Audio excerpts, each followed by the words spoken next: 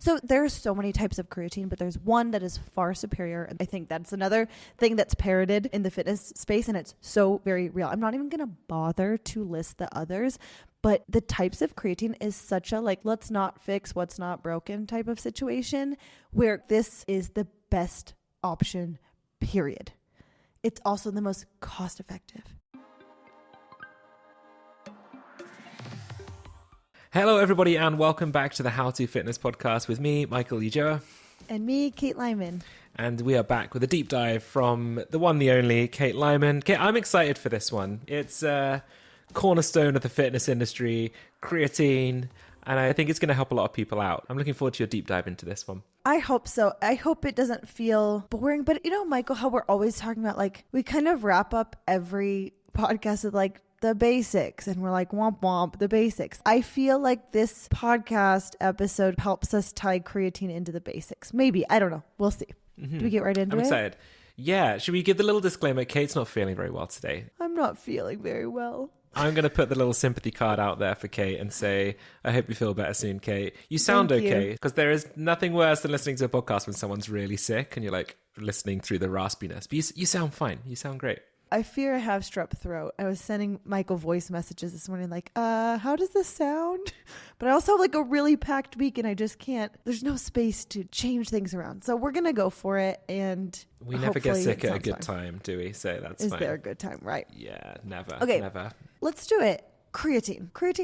This is what we're going to talk about today. We're going to talk about so much creatine that you're going to hate the topic of creatine, or you're going to have a lot of creatine fun facts to spew to your family and friends. Like me, the last week, Kenny will say something. I'm like, and I'll be like, do you know that blah, blah, blah, blah, fun fact about creatine? And I feel like this episode warrants a disclaimer that none of this is medical advice. Of course, we never give medical advice.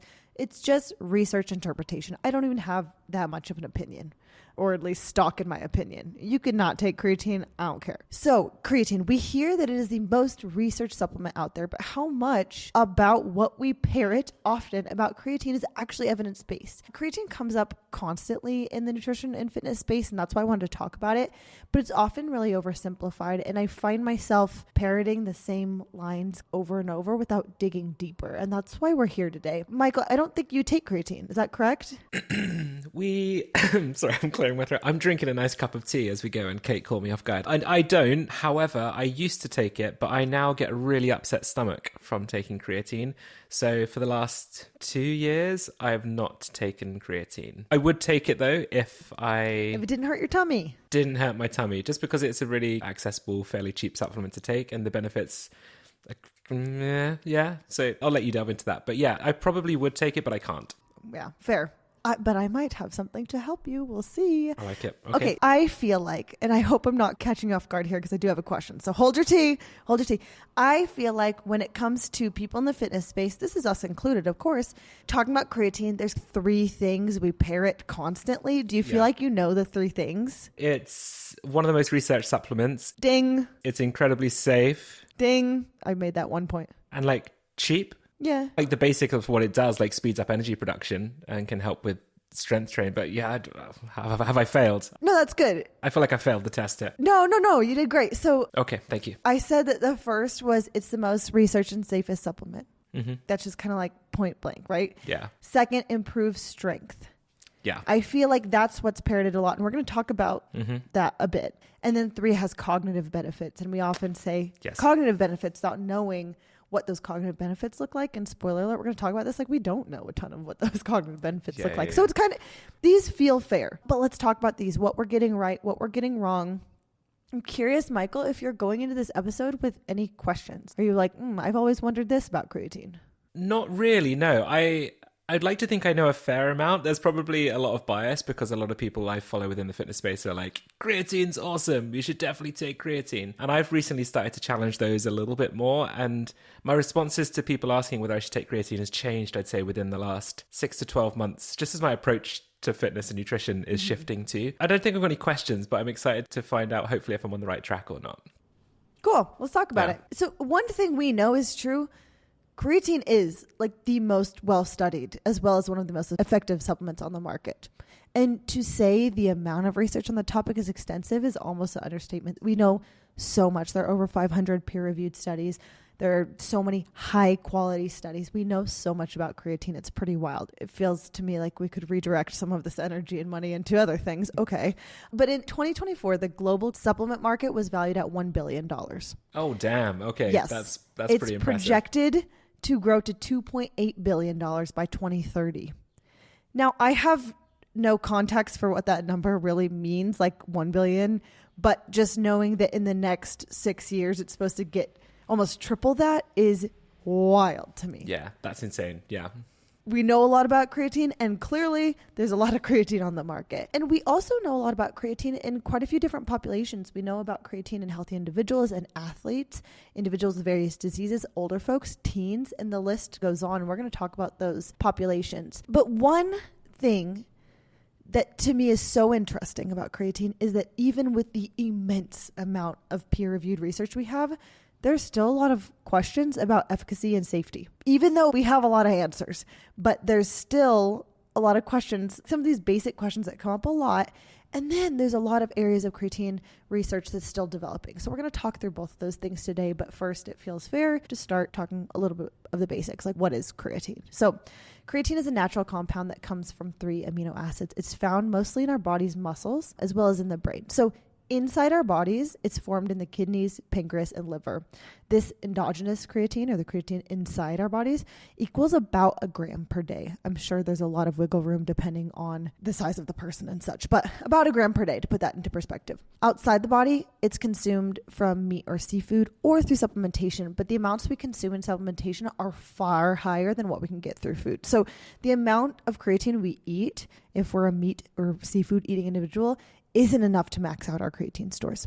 Now, creatine works mainly through its effects on energy metabolism. So our body stores creatine as phosphocreatine, primarily in our muscles, where it's then used for energy. I did a lot of reading for this episode, and I did my best as I was reading several very large meta-analyses, several research breakdowns, etc., to keep a running list of the purported benefits of creatine supplementation. Here's a little taste. This isn't even the full list. I was like, I can't even write that. Okay.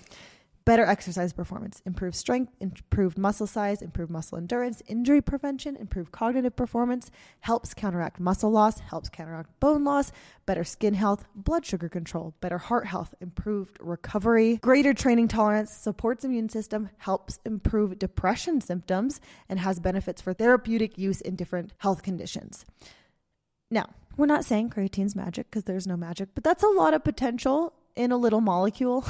There's a lot there. So about 95% of creatine in our bodies is stored in muscles, and its main job is helping us make more energy during short, intense efforts. So like lifting, sprinting, jumping. It does this by quickly recycling ATP, which is your body's go-to energy source for those explosive movements. And we often hear or assume that the benefit of creatine is increased muscle mass or strength, but that's a little more of an indirect benefit. So you already know this, Mike, because you said it right away. This is about energy availability, right? More energy availability means we can delay fatigue and push harder in our workouts. We can lift more reps or recover faster between sets. And that improved performance is potentially leading to more muscle growth. So this also translates to how creatine supports our brain. Like, especially if we're sleep deprived or engaging in mentally demanding tasks, we have more energy availability. So to break it down very simply, creatine helps us do more work, recover faster, and can boost our brains a little bit too. Now, Michael, this is what I was really excited to talk about, and I hope our listeners find this as intriguing as I did. But I want to first start with a little story. So if you listen to this podcast, you know we love Jen Gunter. We love Jen Gunter. Big fan.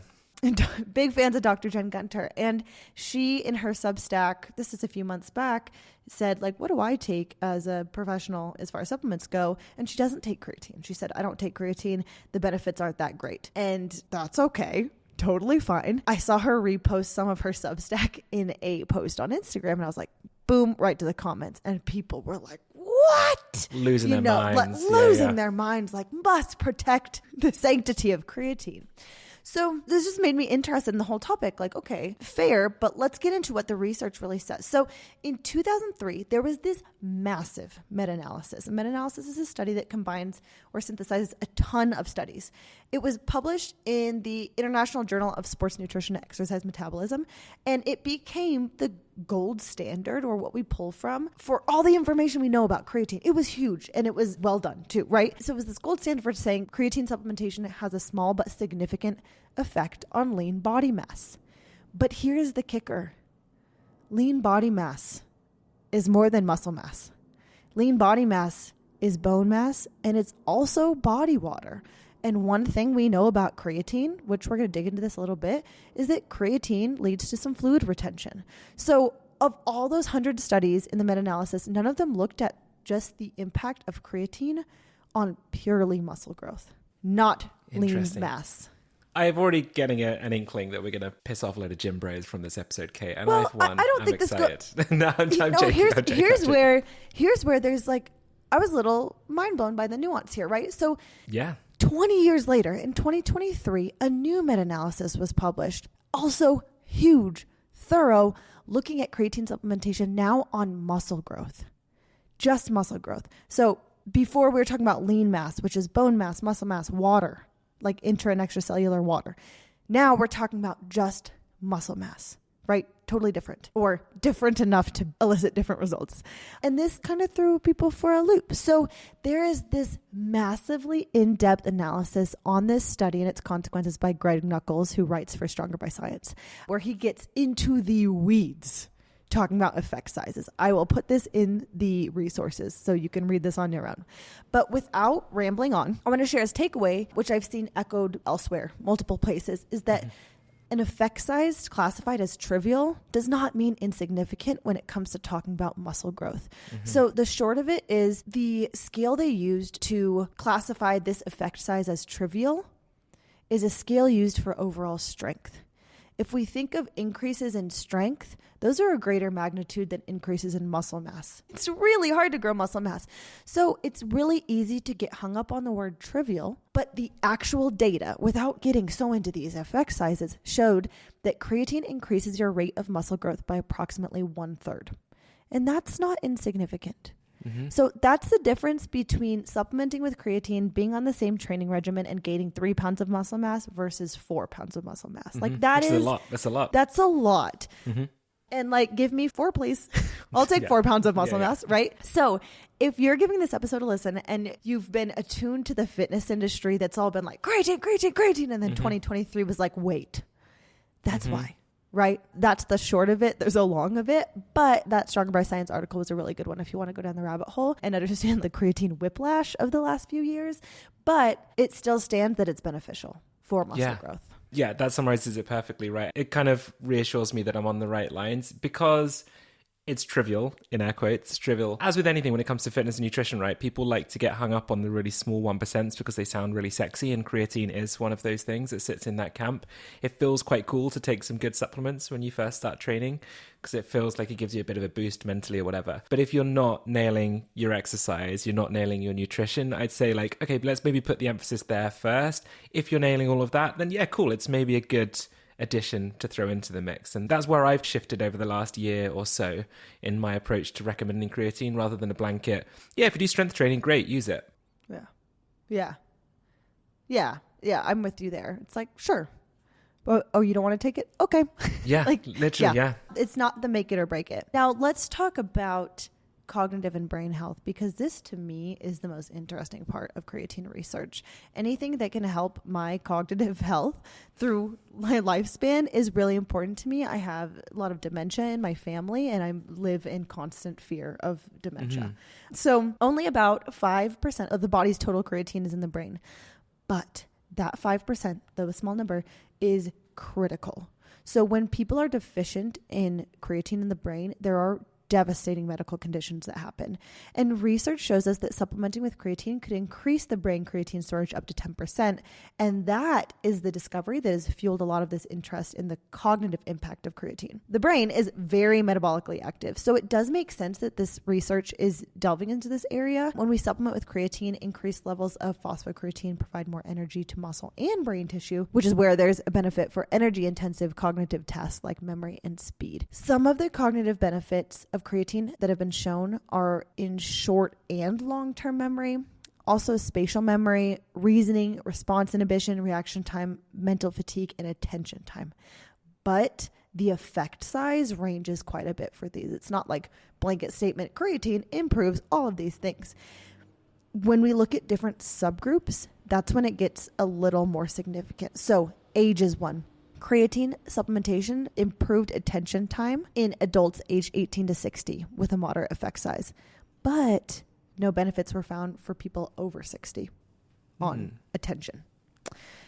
For sex, women exhibited a large improvement in processing speed, whereas men didn't show significant benefits. And this is me extrapolating and something that I don't remember if I wrote this down, but women just have way less creatine in the body because we typically have less muscle mass. So supplementation of creatine can be a lot more beneficial for women across the board for no other reason beyond we have less creatine to start with. Makes sense. Yeah. Yeah. And then health status, individuals with health conditions showed more improvement in attention time following creatine supplementation, but minimal effect in participants without health conditions. So there's a lot more there. That was from a study that I'll link in the show notes. While there's a lot we don't know in this area, and while studies show some minimal effects in some areas, especially in cognitive function in unstressed states, what we see at a bigger magnitude is that these effects are stronger in stressed states. So what do I mean by that? Sleep deprivation, fatigue, concussions. These are states where creatine supplementation actually shows a larger impact on cognitive benefits, which again goes back to that energy availability. And also with lessening symptoms of depression, both in people who are medicated and non-medicated. And I'm also going to link the Examine article on creatine and depression because you should read through the whole thing if it's something you're interested in. But it's interesting. I think we don't know a ton, and it's not because there's not a ton to know. It's because creatine has been such a performance supplement, and now we're just getting into this cognitive world of creatine. This area fascinates me as well. I've always been really intrigued. And if I'm honest with you, the main reason I'm a bit annoyed that I can't take creatine anymore is because of the potential mental benefits. I strength train consistently, have for a long period of time. Like my diet's pretty nailed on to optimize that. But yes, it's the mental benefits that I wish my stomach was okay with it. So I'm looking forward to your tips on that. I know you've mentioned that you will cover that in a bit, but especially as a very sleep deprived parent as well, if this could help me out, like, Kate, how can I get it in? How can I get it in? The way I've thought of you when we're talking about the sleep deprivation. Yeah, thank you.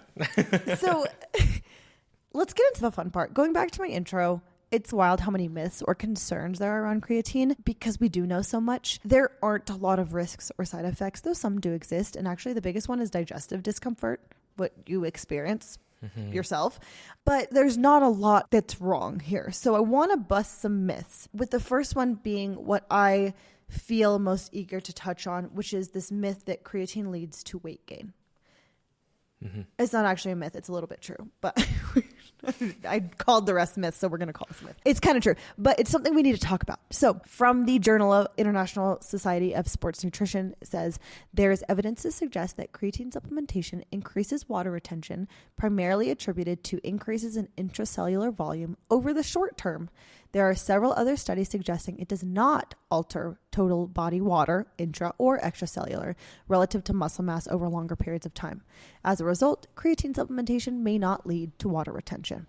Now, I want to talk about this. I talk about this a lot with clients. I talk about this a lot on social media. I never want to be dismissive of the concern because it's a very real concern that someone will feel less comfortable in their bodies, that they're concerned about the weight. But examine.com, which I think you use a lot as well, right? Oh, it's Michael? fantastic. It's it's such amazing. A great resource. Yeah, I actually got messaged by the team recently, like thanking me for plugging them so much on social media. Oh, nice. Honestly, their stuff is amazing. Like, honestly, everyone go check out their website. Yeah. They do these really cool study charts where they show like the quality of research, they grade it, and then the magnitude effect for different studied outcomes of a supplement. So consistently, if you're looking at the creatine page, weight gain does show a small effect consistently.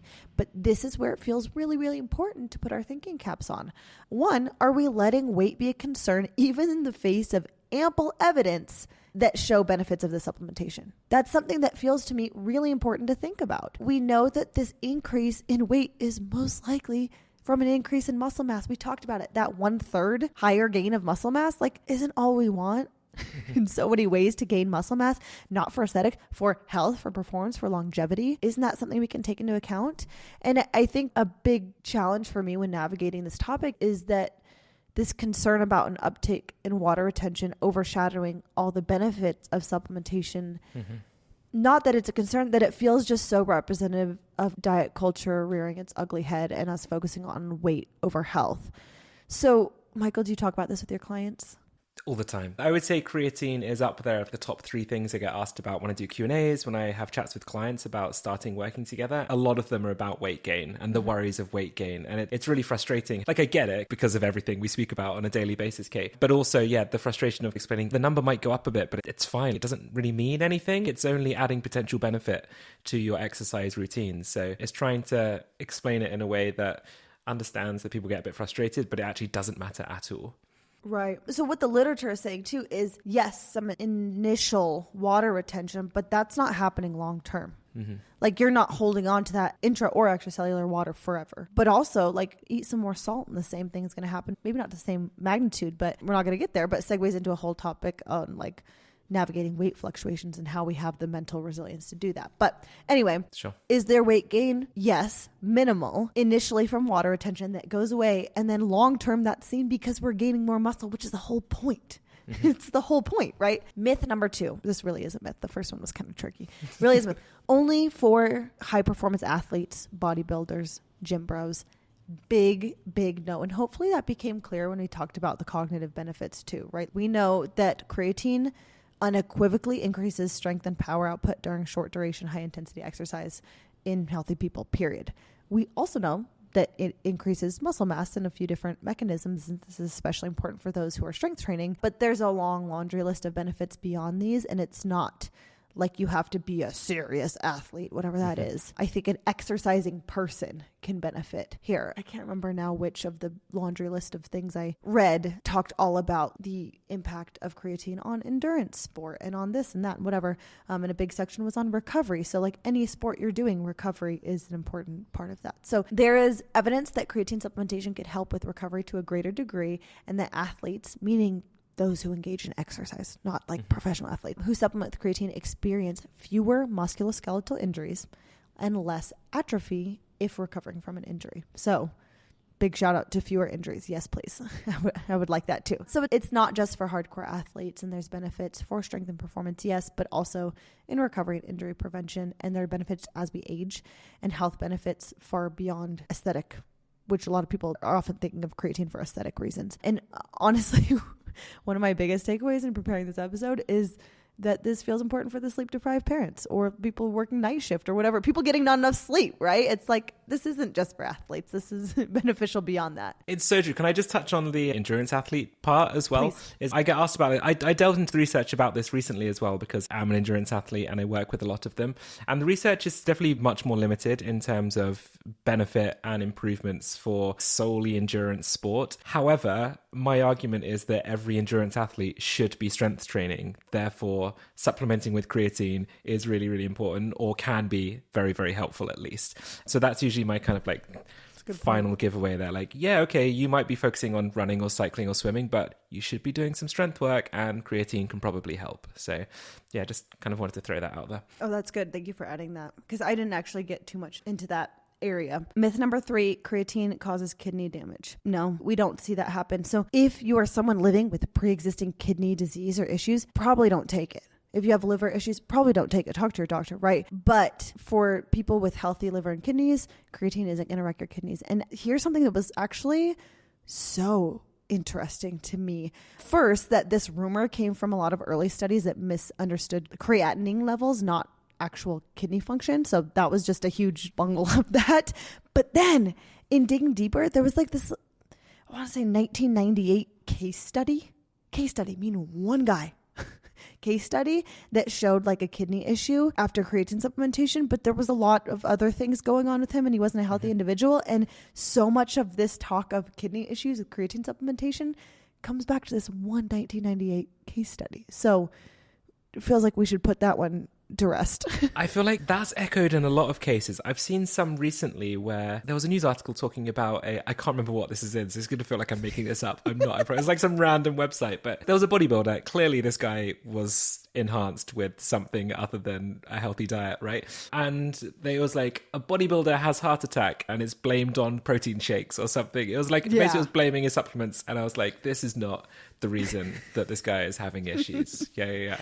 That type of thing. That's kind of the same thing happening here. And the ISSN says overall in healthy individuals, there appears to be no adverse effects from consuming recommended doses of creatine supplementation on kidney or renal function. So that doesn't happen. So let's put that myth to rest. On that last myth, before we jump into that one, just to give a little takeaway for people, just to reassure them, is sometimes, even though we reassure them that something's really safe, they're still a bit like, supplement companies. If you just make sure that the supplement company you're buying your creatine from is third-party tested, that kind of removes a lot of the uncertainty and the fright that comes from buying something from these websites. If you're buying from a supplement website that doesn't shout about the fact that they third-party test to make sure that, first of all, what's actually in the products is in the products, but they are safe and they're not going to have anything in there that they shouldn't have, find a new supplement company. It's why I tend to stick to the big brands. I recommend MyProtein a lot of the time to my clients. I'm not affiliated to them. I don't get paid any money by them, but I know they third-party test, so you know you're getting a solid product every time you do it. So just always make sure that that is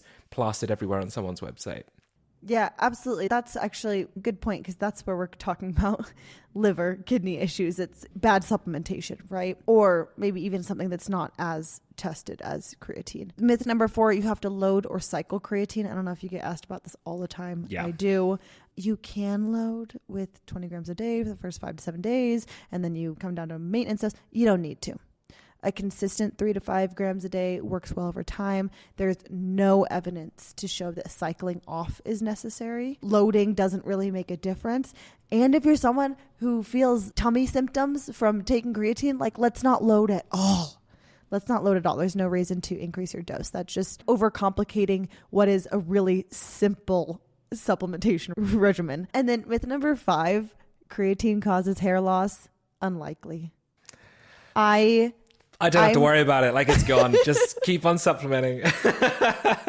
I'm going to link 2 articles in the show notes, because honestly, I don't want to take forever diving into this hair loss topic. One's from Exam and one's from Stronger by Science. They both are no. Any other myths you know of, Michael, that I didn't touch on? No, that's kind of, I was waiting for the hair loss one, because that one always really, really makes me laugh. Yeah. I wonder whether it's one of those things where if someone has a genetic susceptibility, does it speed it up? That's sometimes the comeback argument that people have when you say that no, there's no evidence to it. But yeah, it's nothing to worry about. Once again, it's probably someone's steroid use that's speeding up the hair loss rather than the creatine supplementation. Exactly. Yeah. That was kind of my thought too. There was one more I didn't even get into, because it's so silly to me that creatine makes you dehydrated, which is the opposite of what it does. Actually, creatine supplementation for hot weather exercise is really beneficial, because you have that enter extracellular water. So it causing dehydration is the opposite. Now, my goal of this episode, it's not to convince you to take creatine. I don't care. I have no stake in the creatine game. I really don't care. But I do want to give you, as a listener, the information to make the decision yourself. So I want to talk quickly about a few different specific populations, because this feels important, in case I didn't convince you enough that it's not just for the gym bros. Vegetarians. Yes. Creatine supplementation for vegetarians can be so beneficial. Actually, so much of the literature shows the greatest effects of all the things we've talked about in vegetarians. I wish for my 11, 12 years of being vegetarian, I was taking creatine. I was doing a lot of other wrong things too, like not eating protein at all. But I wish I was taking creatine back then. So I feel like upon digging so much deeper in this episode, one thing I learned was, wow, I actually am going to make sure my vegetarian clients do know that this is could be more impactful for them.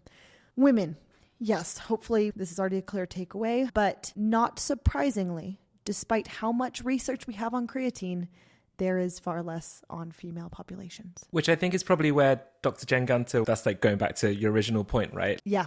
I completely get the skepticism there, and it's definitely warranted. Yeah. Yeah, I think her take was the trivial effect of that new meta-analysis. Plus, we don't actually know as much on women, but I found some really interesting studies. There was one article, I can't remember what it was in. It was called Creatine Supplementation in Women's Health, a Lifespan Perspective. And it did talk about premenopausal and postmenopausal women. Here's one little snippet from it. Creatine supplementation among premenopausal females appears to be effective for improving strength and performance. Postmenopausal females may also experience benefits in skeletal muscle size and function, and favorable effects on bone when combined with resistance training. Awesome. So That's pretty awesome. We know that especially as a peri or postmenopausal women, we're especially concerned about muscle and bone loss. So that feels a big positive. Evidence also indicates positive effects from creatine supplementation on mood and cognition, possibly by restoring brain energy levels and homeostasis. That's from that same article. And no, you do not need creatine formulated for women. I don't even know what that is, and but protein. It exists. You get it protein too. It's like protein for women, and it comes in a nice pink packet. Yeah, it's awful. Yeah. There's like creatine for her. What? Make it make sense. Yeah. Teens. So a 2020 review by Jagim et al. Found no adverse effects of creatine supplementation in adolescent athletes. And it actually suggested that creatine may offer health benefits in younger populations with minimal risk. And what was important about this study is it included really, really strict clinical monitoring. So it looked at kidney, liver, and inflammatory markers with zero negative impacts observed. That was a really cool study. I actually read this study earlier this week because a client's friend messaged me about their son, tenuous link. He was within the age bracket of that study. I can't remember the exact age bracket that was in that study, asking whether it was safe. And I don't like to give someone advice without knowing more about them. So I just linked them to the article and pinpointed them to the findings at the bottom. It was a great article, that is. It was a great article. It was great to see how rigorous they were about looking at all facets of the health of these teens. Older adults, yes, we've already touched on this, benefits on aging muscle, favorable effects on bone health, and then pregnant women. So, disclaimer again, we're just interpreting some research. This is an area with no human studies, right? We know that pregnant women, protected population, there's no human studies here. And animal research does not equal human research. Animal research here suggests that maternal creatine supplementation during pregnancy may offer protective benefits for fetal health. It's been shown to reduce the risk of fetal death and organ damage, as well as support brain health in offspring.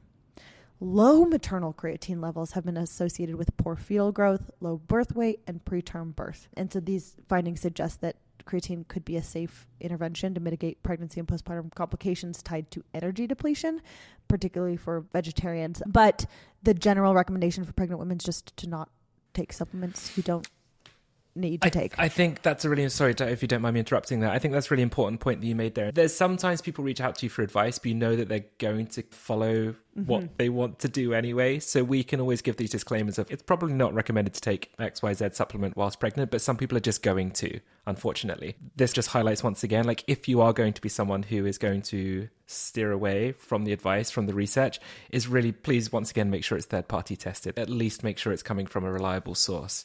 Yeah. So I will say I actually did take creatine through my pregnancy for a few reasons. One, I wasn't eating meat because it was gross. But also because for me, the mechanisms of creatine and the benefits of creatine made sense to me. But I'm not saying you should. That was my choice. And I felt like I was knowledgeable about my choice. And so I'm not saying you should. And actually with my clients, I just say don't because I'm not responsible for that. But this is a side note. Like as a pregnant woman, it's so hard. It's just like, oh, you're special. We can't even research on you. It's like, no, actually more information would be nice for us. Please and thank you, especially coming from a country with high maternal mortality. So that's the thing. Mm-hmm. Anything to add there in those specific populations, Michael? I don't think so. No, you've nailed it there. I think just to hammer home the third-party testing bit. Absolutely. Which leads into how to dose, how to take it. We're not going to leave this episode without some takeaways. I was told this story about why the preloading is a thing. And if this isn't true, I'm going to research this because I've never actually researched it myself. Dr. Gary Mendoza, who ran one of the nutrition courses that I did previously, told us about how they were given a short space of time to trial this with Russian athletes. And they were like, right, you've got X amount of weeks to trial this out. So they did a certain loading protocol for these athletes and it worked. And that was all they're allowed to test. So they're like, okay, this is the loading protocol. Now it's the loading protocol that everyone follows. And I need to find out whether it's true because if it is, it's fantastic and makes a lot of sense. But I never recommend, once again, the loading protocol. It's just a very cool story that hopefully we will link in the show notes if this stays in the episode. Hopefully it's real. Yeah. Okay, so I didn't read anything about that, but that does make sense. Yeah. I mean, I read plenty that the loading protocol, sure, you can do it or not. Like, it's so optional. Let's talk about, if this is all you wanted to hear, I'm sorry, it took 40 minutes to get this point. But I will say, this is where I learned the most. This is the part of the episode where I learned the most about creatine. So there's so many types of creatine, but there's one that is far superior, and that's creatine monohydrate. I think that's another thing that's parroted in the fitness space, and it's so very real. I'm not even going to bother to list the others, But the types of creatine is such a like, let's not fix what's not broken type of situation where creatine monohydrate is the best option, period. It's also the most cost effective. A vast majority of creatine is actually sourced from China. So who knows what that will mean for potential tariffs for those for the US. But it's cost effective. It is typically quite tested because the process to make it is quite simple. But there's also a specific type called Creapure that comes from Germany. And it specifically goes through a very, very rigorous testing to make sure it's the purest form of creatine. And I've never taken Creapure, but honestly, after doing our supplement episode, I might be sold on Creapure. That was the only one I recommend. I tend to only recommend the supplements that use Creapure for it. Yeah. But here, what matters most is you find a third-party tested supplement. Exactly. Yeah. Take creatine monohydrate. There's a gazillion brands that put out creatine monohydrate, and there are so many of them that are third-party tested. So that's what matters most. We've already covered you don't need to load or cycle, but how much do you need? Typical dosage is about 3 to 5 grams a day. And let me explain, because this was kind of a fun fact to me, why we even supplement. I mentioned before, we can't really get that much creatine from food, but actually we can. But can does not mean we should. Here's what getting 5 grams of creatine daily would look like from food if you were eating. It would look like 1.6 pounds of herring daily. Oh, wow. It would look like 2.17 pounds of pork daily. It would look like 2.5 pounds of beef or salmon daily, or 3.5 pounds of cod daily. Gross to all of that. And a lot more expensive and a than lot, 3 to 5 grams of creatine monohydrate. Yeah. Right. So this makes supplementation really efficient and practical and affordable. Okay. So what else matters about how we take our creatine? I've read mixed reports here, and I did do some digging on if pre-workout or post-workout is better. First off, it can be any time of the day. It doesn't need to even be pre or post-workout. It seems clear that taking creatine around your workout sometime could be nice, but it's not necessary. I feel like the studies I read almost leaned a little more post-workout, but I would say it just doesn't matter. It kind of makes sense because your muscles kind of become like sponges post-workout to absorb quicker. So, yeah. Michael, when you took creatine, how do you do it? Like, what's your timing or mix or whatever? Oh, mine was just whenever I remembered to take it throughout the day. I would literally just put it in a small amount of water because it's a weird supplement if anyone's not taken it. It's just like a clear white powder, completely tasteless if you buy the unflavored, but it doesn't sit well in a glass of water. It just sinks to the bottom. So I'd put it with a little bit of water, swirl it around, and then just down it. Yeah. Good job. Several small studies noticed more digestive discomfort could be experienced when creatine is consumed alongside caffeine. Which is probably an issue with me because I drink a lot of coffee. So if you have tummy issues, you should separate your caffeine and your creatine. There's also some suggestions that caffeine could blunt the performance effects of creatine, but this gets tricky and we're not going to say that definitively because there are questions around if the digestive discomfort is actually blunting the performance issues or not. Yeah. Taking it on an empty stomach can also lead to more digestive distress. So it could be better with food, specifically with a carbohydrate or a carb and protein together. That has also been reported to promote greater muscle glycogen storage. So that's cool. Interesting. Okay. Also, dissolving it into a hot beverage can help with the stomach. But then you don't want the hot beverage to be coffee because you don't want it to be caffeine. I always feel a bit weird. Some people have protein shakes with hot drinks too. I know it doesn't, but something in my head's like, oh, it's going to ruin it because it's in hot water. So I don't like doing it with warm water. But opposite, because creatine, to your point, it sinks to the bottom. It's actually really well dissolved in warmer liquids. Interesting. So dissolving it better makes it easier on the tummy. This makes a lot of sense. So I'm not saying you have to go back and try, but it feels like you could do a little experimentation here. Here's the funny part. I take creatine every day, and I have it with cold water mixed with caffeine. I drink Crystal Light Energy every day on an empty stomach first thing in the morning, but I work out in the afternoon. So anything that I just said, I do the opposite of, and that's where I learned a lot.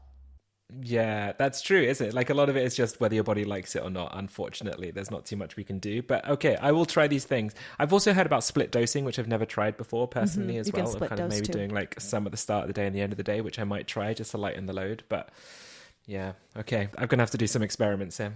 I think it's just worth experimenting if you're someone who's been this doesn't sit well, because I've never had any digestive discomfort and I'm doing all the opposite things. It feels like also creatine becomes unstable in liquids.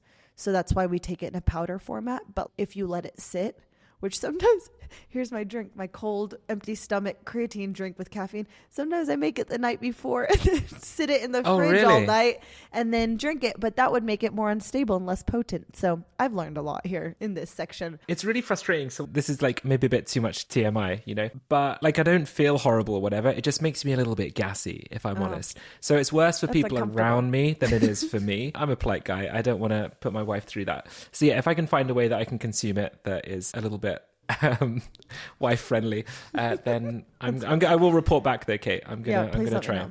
Yeah. So I feel like a little recap here. Good for the muscle, good for the brain. The data says a lot of good things. We don't need to be picky about all these optimization things I just talked about. Like you don't have to take it after a workout. You don't have to take it separate from caffeine. You could try 3 to 5 grams. No need to load or cycle. I would say think about it if you're a vegetarian. It feels more important to think about. But that's a wrap. Like, are the top 3 claims about creatine true? Most research / safe? Yeah. Helps with strength and muscle and performance? Yeah. There's some nuance there, but yeah. Cognitive benefits? Promising, especially in the right context. And do you have to take it? No. Absolutely not. I hope that's not the takeaway. Like, there's benefits, but you don't have to. And, you know, as evidence-led practitioners, we can be ready for the science to tell us something different, and then we can follow that recommendation. But for now, it feels like it could be a good thing to add to your basic habits every day. I like it. Summarized blooming perfectly. And you couldn't even tell you're not very well, Kate. You were on it. Oh, good work. Thank you. Actually, I think I got a little excited by... Oh, wait. Can I add one thing that I got? Please. Have you seen the gummies everywhere? I've heard about the creatine gummies, yes. Are they good? No, they're not. Okay. That's my take. Here's the thing. I got Legion. I don't know if you're the Legion supplement company. I do know of. They recently did a really dodgy post on social media that was body shaming people. It was very weird. Yeah, it was very weird. Yeah. I got Legion creatine gummies. They don't taste like gummies. They taste like gritty, kind of bitter gummies. But that's not my beef with them. It's that 5 gummies is like a lot. They're like big gummies. And it's like, I want to say 75 calories for a serving. Well, you got to take 5 gummies to get one serving of creatine? And it's 75 calories. And calories are fine, right? Like I'm not saying, but I don't want 75 calories of creatine when it's 0 calories in my drink. 3 to 5 grams of powder is very small. How have they why space that out over 5 gummies? What is in these gummies? They're thick gummies. So, nah. I just say... use the powder and buy some gummy bears. You'll enjoy it a lot more. Yeah, exactly. And then, like, I don't know. I was given these, so, like, I didn't buy them. But also, it's probably more expensive. So, anyway, sorry to end on that. Do you have to take it? No. Should you take the gummies? I say no. Yeah. I actually heard someone did a post on social media the other day about they tested a lot of the gummies and they weren't containing the amount of creatine that they said they were either. That makes sense to me. I don't want to criticize every brand that's using gummies because there's probably some that are doing it very sensibly, but that's something just to be aware of. I don't see why you'd take it that way then if you need that much. Well, now for me, knowing that it's less stable outside of a powder form or a dry form, I'm like, also, I don't know. I can't speak to any of that. I just know it's probably more expensive. So did I cover it all, Michael? I was like, this will be 30 minutes. Okay. Yeah. You'll be like, before we started, I was like, this will be a shorter episode, right? Yeah. Never. Not when Kate's in charge. Ever. I'm sorry. No, honestly, that covered everything. As always with these episodes, we want them as like a nice signposting episode where people ask us questions and they want a bit more nuance. Kate gave all the nuance. Yeah, and I'm going to plow through the research that you chuck in the resources as well, and this goes up. But I will go out and try your methods to try and dampen the effect because... tired dad needs some energy. Not my methods, it's science's So sorry, science. You are science, Kate. You're at one now with the science. Yeah, I'm going to go try it though because I do want to persevere with it. Awesome. Report back, please. I will do. Thank you for listening. As always, if you have any questions, concerns, you want to chat more about this thrilling topic, please let us know. Follow us on all the things. All the platforms. YouTube. TikTok, YouTube. Podcasts, I don't even know. And give us a review if you're open to it. Awesome. Thank you so much, guys. We'll see you again in a couple of weeks.